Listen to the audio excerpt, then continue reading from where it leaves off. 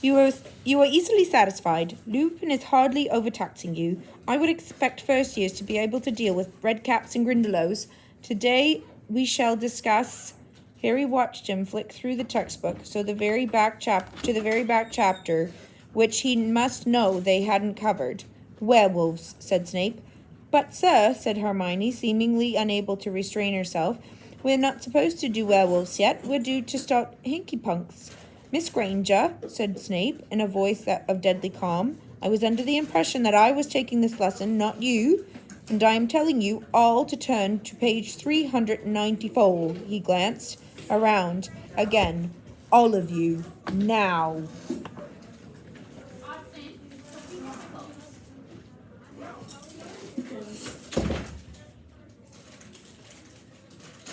With many bitter sidelong looks and some sullen muttering, the class opened their books.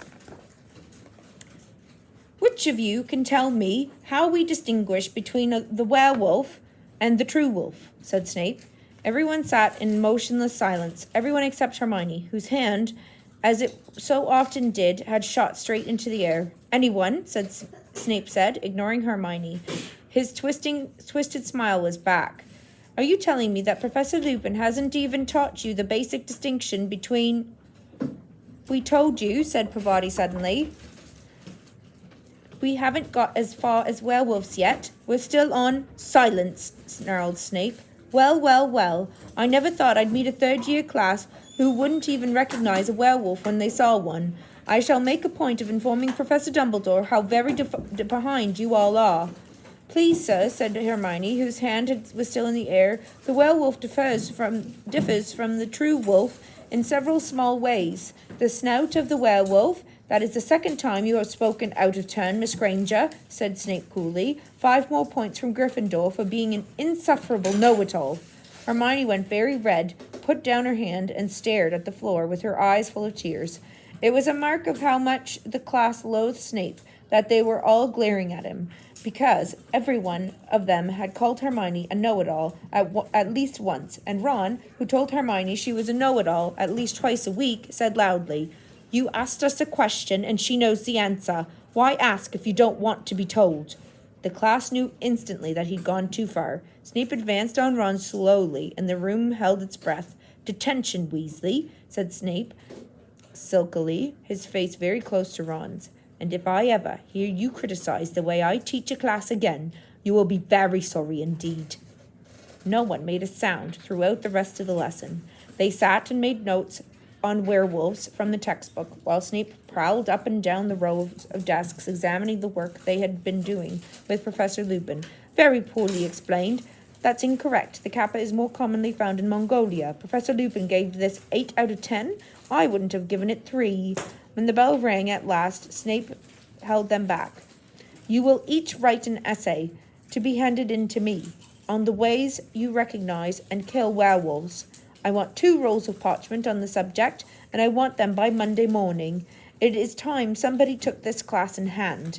Weasley, stay behind. We will need to arrange your detention. Harry and Hermione left the room with the rest of the class, who waited until they were well out of earshot, then burst into a furious tirade about Snape. Snape's never been like this with any of our other Defense Against the Dark Arts teachers, even if he did want the job, Harry said to Hermione. Why's he got it in for Lupin? Do you think that this is all because of the Boggart? I don't know, said Hermione pensively. But I really hope Professor Lupin gets better soon. Ron caught up with them 5 minutes later in a towering rage. Do you know what that... He called Snape something that made Hermione say, Ron, it's making me do. I got to scrub out the bedpans in the hospital wing without magic. He was breathing deeply, his fist clenched. Why couldn't Black have hidden in Snape's office, eh? Could have finished him off for us. Harry woke extremely early next morning, so early that it was still dark. For a moment, he thought the roaring of the wind had woken him. Then he felt a cold breeze on the back of his neck and sat bolt upright. Peeves the poltergeist had been floating next to him, blowing hard in his ear. What did you do that for? Said Harry furiously. Peeves puffed out his cheeks blew hard and zoomed backwards out of the room, cackling. Harry fumbled for his alarm clock and looked at it. It was 4:30. Cursing Peeves, he rolled over and tried to get back to sleep, but it was very difficult, now that he was awake, to ignore the sounds of thunder rumbling overhead, the pounding of the wind against the castle walls, and the distant creaking of trees in the forbidden forest. In a few hours he would be out on the Quidditch pitch, battling through that gale. Finally, he gave up any thoughts of more sleep, got up, dressed, picked up his Nimbus 2000, and walked quietly out of the dormitory. As Harry opened the door, something brushed against his leg. He bent down just in time to grab Crookshanks by the end of his bushy tail and drag him outside. "You know, I reckon Ron was right about you," Harry told Crookshanks suspiciously. "There are plenty of mice around this place. Go and chase them. Go on," he added, nudging Crookshanks down the spiral staircase with his foot. "Leave Scabbers alone." The noise of the storm was even louder in the common room. Harry knew better than to think the match would be cancelled. Quidditch matches weren't cancelled off for trifles such as a thunderstorm. Nevertheless, he was starting to feel very apprehensive. Wood had pointed out Cedric Diggory to him in the corridor. Diggory was a fifth year and a lot bigger than Harry. Seekers were usually light and speedy, but Diggory's weight would be an advantage in this weather because he was less likely to blow off course.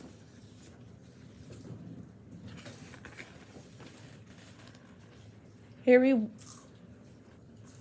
whiled away the hours until dawn in front of the fire, getting up every now and then to stop Crookshanks sneaking up to the boys' staircase again.